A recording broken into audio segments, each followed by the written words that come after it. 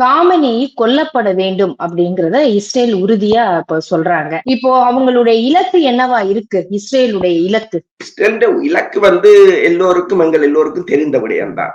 அதாவது ஈரானில் ஒரு ஆட்சி மாற்றத்தை ஏற்படுத்துவது. அதனை இப்ப சிரியாவை எவ்வாறு கையகப்படுத்தி வைத்திருக்கிறார்களோ, அல்லது ஈராக்கை எவ்வாறு வைத்திருக்கிறார்களோ, லிபியாவை எவ்வாறு வைத்திருக்கிறார்களோ, அப்படி ஒரு சீரழிப்பது அந்த நாட்டை. வேறு ஒன்றும் இல்லை. அதாவது அங்கு அணு ஆயுதம் இல்லை, அணு ஆயுதத்தை ஈரான் தயாரிக்கும் நிலையில் இல்லை என்பதை ஐக்கிய நாடுகள் சபையின் அணுசக்தி பிரிவின் தலைவரே கூறியிருக்கின்றார். அவர் CNN-க்கு வழங்கிய நேர்காணலிலும் கூறியிருக்கின்றார்.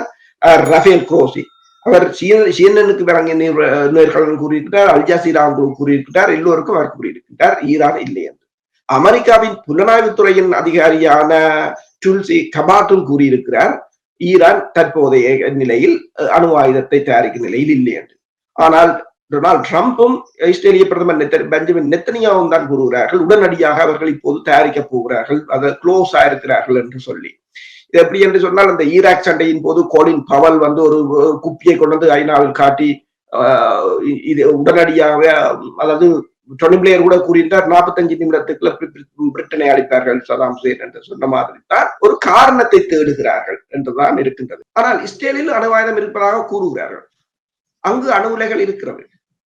ஐக்கிய நாடு சபையின் முகவர்களை அவர்கள் அனுமதிக்க மாட்டார்கள். எந்த ஒப்பந்தத்திலும் அவர்கள் கையெழுத்து போட மாட்டார்கள். யாருக்கும் அவர்கள் பயப்பட மாட்டார்கள். ஆனால் அங்கு யாரும் போவதும் இல்லை.